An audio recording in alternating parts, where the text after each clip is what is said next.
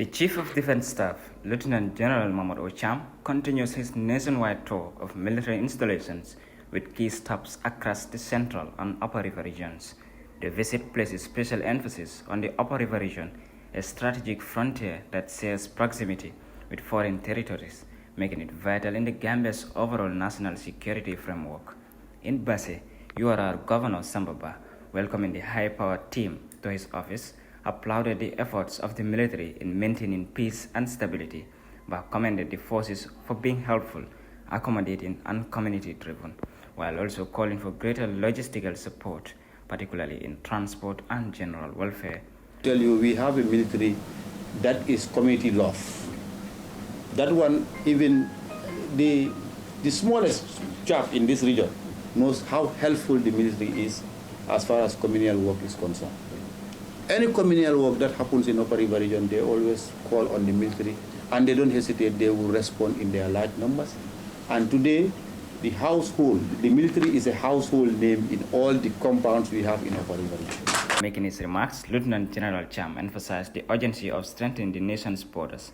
He noted the rising demand from local communities for a fortified security presence, especially along the porous URR borderlines. Interaction with the Gambians, especially in the northern part, the perennial question and challenge they pose to us is the issue of banditism across the border.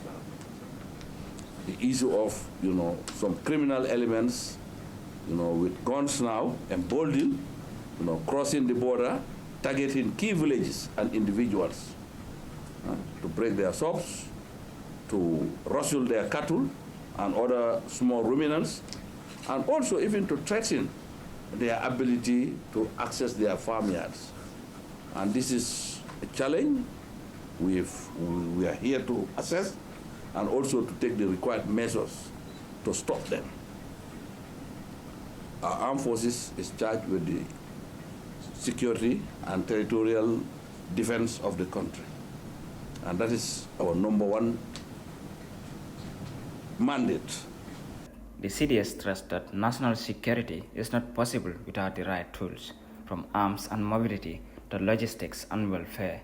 He hinted at ongoing plans to better equip the force. The project started last year, and you are aware of everything that went in, but we are happy to report that the roofings and other critical elements of the renovation has been completed, or almost completed. What remains is the plumbing and the tiling and the fencing of the material, of the camp. And we've seen that sand is on the ground. We are also informed that 4,000 bags of cement has already been delivered. So hopefully with that, Sambuya will be, a conducive place where our soldiers will be able to live. And with that also, we'll go to Yarobawal and all the other deployments.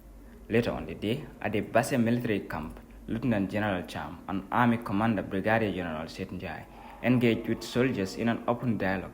Topics discussed include joint patrols, tolerance, commitment to service, and addressing soldiers' welfare. Troops took the opportunity to voice their concerns, seek clarifications, and offer suggestions. This Cham and his team had early on conducted site visits to several installations across the region, providing first-hand insight into the operational environment and preparedness of personnel on the ground. It's very important and very paramount in our calculus.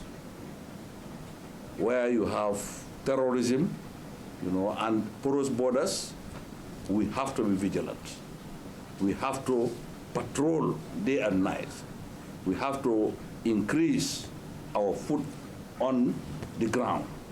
Patrols are good, but as you know, we've identified certain areas where we want to put boots on the ground so that they will be there permanently to observe and report back, and also be able to ward off any challenges. As the day's visit rounds off in URR, the focus now shifts to how quickly the highlighted logistical gaps and security demands will translate into action. Reporting for N24 News from Basse, URR, I am Basiruka.